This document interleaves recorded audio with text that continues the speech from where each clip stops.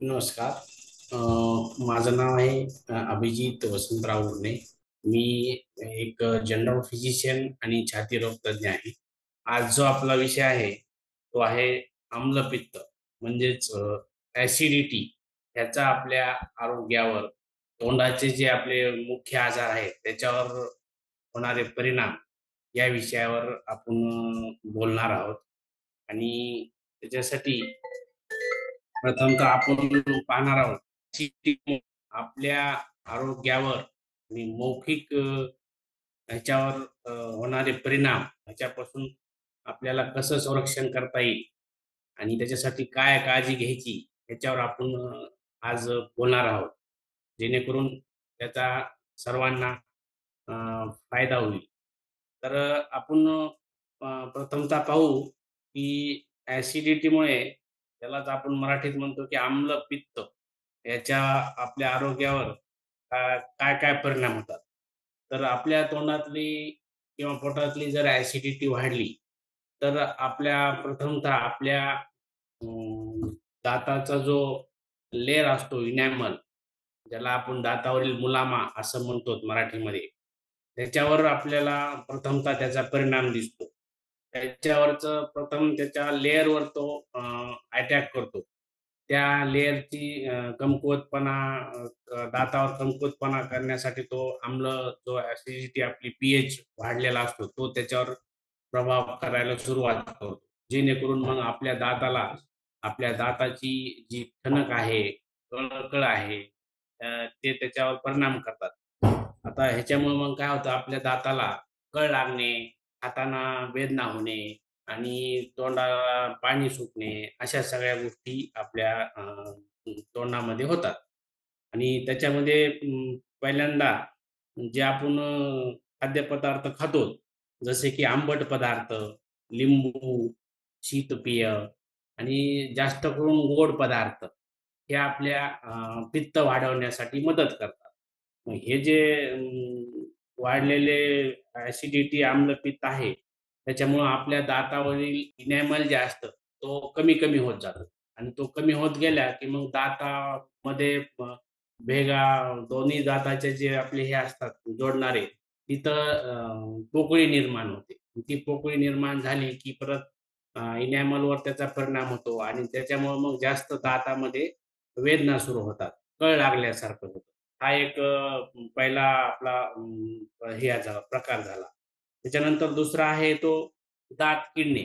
दात हा कशामुळे किडतात जास्त करून, जेव्हा आपण जास्त गोड पदार्थ खातो, उदाहरणार्थ चॉकलेट, शीतपेय, असे जे काही पदार्थ आहेत त्यातले त्यात बाहेरचे परत जे आजकाल सगळे येतात बेकरी प्रोडक्ट्स, ह्या सगळ्या गोष्टीमुळं लहान मुलामध्ये त्याचा जास्त प्रभाव दिसून येतो आपल्याला.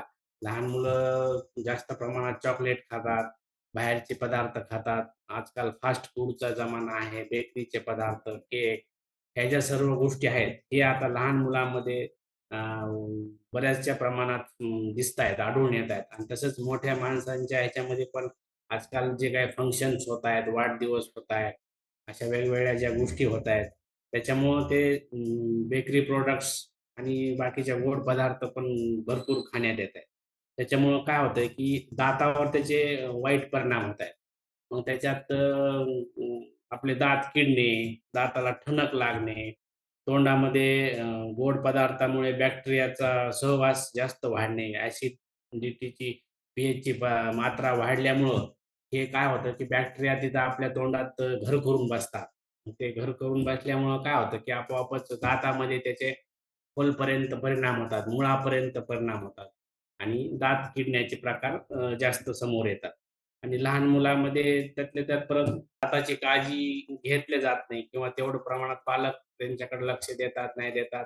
त्यामुळे काय होतंय की दात ब्रश वगैरे जर आपण प्रॉपर केला नाही, तर त्याच्यामुळं मग ते बॅक्टेरिया, जे खाल्लेले अन्नाचे कण आहेत ते तसेच आपल्या दातामध्ये राहतात.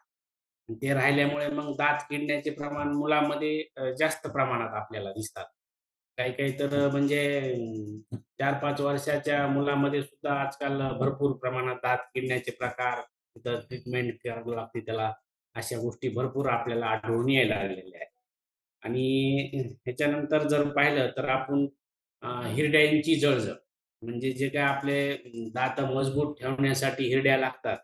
तर त्या हिरड्यासुद्धा आपल्या ह्या ज्या काही आंबट पदार्थ आपण खातो, आजकालचे जे काही शीतपेय आहेत, अ, हे जे पदार्थ आपण पितो, तर त्याच्यामुळं हिरड्यावर त्याचा दुष्परिणाम होतो किंवा अति थंड पदार्थ, अति थंड पाणी आता उन्हाळ्याच्या दिवसात, ह्या दिवसात आपण अति थंड पाणी वगैरे पितो. त्यामुळं सुद्धा आपल्या हिरड्यामध्ये जळजळ वगैरे आणि त्या ह्याच्यापासून मग हिरड्या कमकुवत होणे आणि मग हिरड्यामध्ये कमकुवतपणा आला की आपोआपच आपल्या दातामध्ये त्याच्या परिणाम दिसायला लागतात. त्याच्यामुळं हिरड्यावर एक त्याचा परिणाम होतो आणि त्याच्यानंतर चौथी जी गोष्ट आहे, ती आहे श्वासाची दुर्गंधी. आता हे जर आपण सगळं व्यवस्थित नाही हँडल केलं आणि आपण प्रॉपर ब्रश नाही केला आणि जास्त पदार्थ गोड वगैरे खाल्ले आणि वेळोवेळी जर दाताची काळजी नाही घेतली, तर आपल्याला श्वासाची दुर्गंधी हा एक प्रॉब्लेम त्याच्यानंतर फेस करावा लागतो. तर त्याच्यामध्ये काय होतं, की तसंच परत श्वासाची दुर्गंधी येण्याची कारणं काय आहेत? तर बाबा हेच परत, की आपण जर प्रॉपर ब्रश नाही केला, जास्त प्रमाणात गोड पदार्थ खाल्ले, आंबट पदार्थ खाल्ले आणि आजकाल ह्या गोष्टी सर्व कॉमनच झाल्यात म्हणायला हरकत नाही. कारण सगळीकडं फास्ट युग आहे, फास्ट जमाना आहे, तर आपण कुणाला काही शारीरिक किंवा आपल्या आरोग्याकडे लक्ष देण्याची वेळ भेटत नाहीये. आणि ह्याच्यामुळं मग काय होतं, की श्वासाला आपल्या त्रास होतो, श्वासाची दुर्गंधी येते, तोंडामध्ये सर्व सतत पाणी आल्यासारखं होतं, मळमळल्यासारखं होतं. त्याच्यापासून मग डोकंदुखी, मायग्रेन ह्या गोष्टीसुद्धा त्याच्यात परत वाढ होते आपल्या आजारपणात. तर हे जे मुख्य आहेत, पित्तामुळे होणाऱ्या गोष्टी, एक तर आपल्या दाताचा लेयर कमी होणे, त्याच्यानंतर दात किडणे, हिरड्यांची जळजळ आणि श्वासाची दुर्गंधी. तर हे आपण पाहिले की बाबा ॲसिडिटी जास्त प्रमाणात झाल्यावर काय होतंय? आता ह्याच्यावर आपण काय करायला पाहिजे? काय उपाय किंवा काय काळजी घ्यायला पाहिजे? हे आपण आता थोडक्यात पाहू. पहिलं गोष्ट म्हणजे आपल्याला जर ॲसिडिटीपासून सुटका करायची असेल किंवा आपण ॲसिडिटीपासून काय काळजी घ्यायला पाहिजे होऊ नये म्हणून. तर प्रथम म्हणजे संतुलित आणि योग्य आहार आपला ठेवला पाहिजे. त्याच्यामध्ये जास्त करून आंबट पदार्थ, शीतपेय, लिंबू, आम्लयुक्त पदार्थ जे आहेत, तर ते आपण टाळले पाहिजे. आंबट गोष्टी, बाकीच्या बाहेरचे जे काही चॉकलेट आहेत, शीतपेय आहे आणि बेकरी प्रॉडक्ट्स आहेत.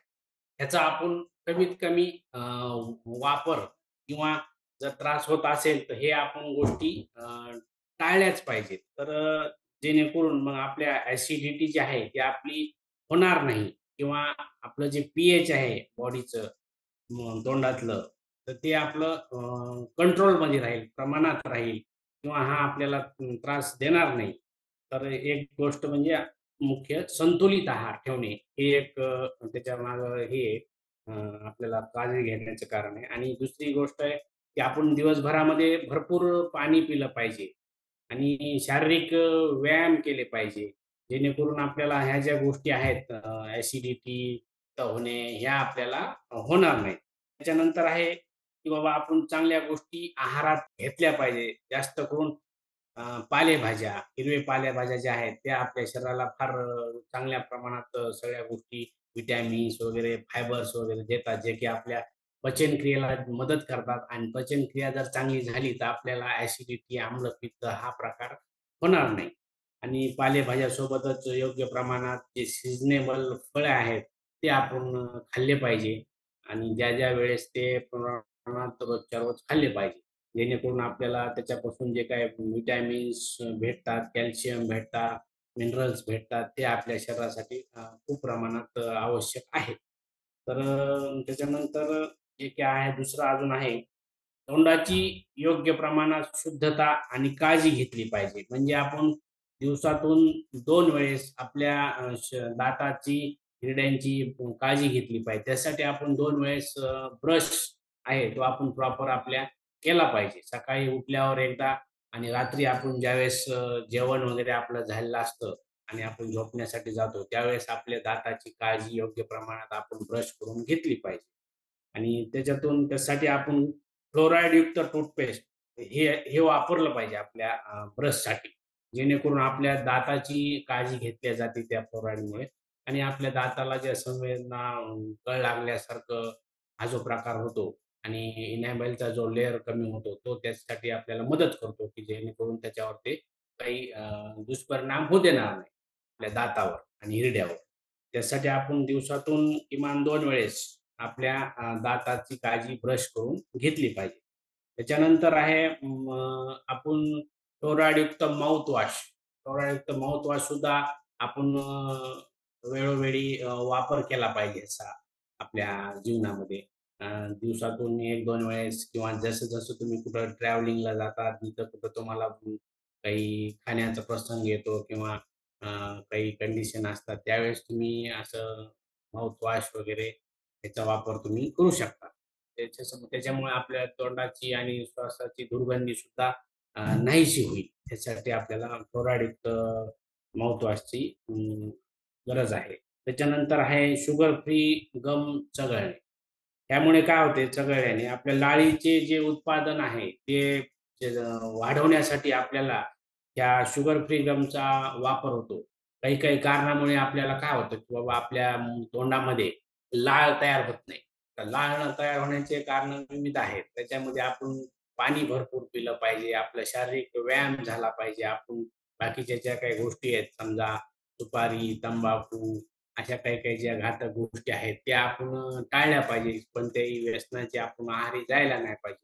ते जर गेलं तर त्यांनी काय होतं, की बाबा लाळ आपली जी आहे ती तयार होणं बंद होतं कालांतरानं आणि त्याचे परिणाम परत आपल्या श्वासाच्या दुर्गंधीवर, दातावर हे दिसू लागतात आणि त्याच्यामुळं काय होतं मग, की आपली लाळ जी आहे ती योग्य प्रमाणात तयार होत नाही आणि जर योग्य प्रमाणात लाळ नाही तयार झाली, तर आपल्याला पचनक्रियेला प्रॉब्लेम येतात. ॲसिडिटी वाढण्याला परत त्याची मदत होते. त्यामुळं आपण लाळ तयार होण्यासाठी शुगर फ्री गम जे आहे, हे आपण चघळले पाहिजे.